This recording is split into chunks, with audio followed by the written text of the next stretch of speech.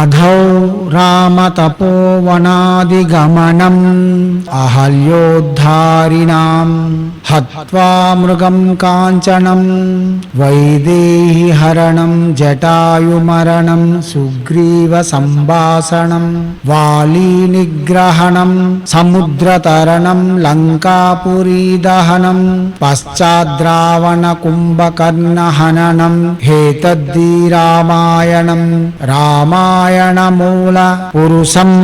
తస్మాత్ శ్రీ రామచంద్రం.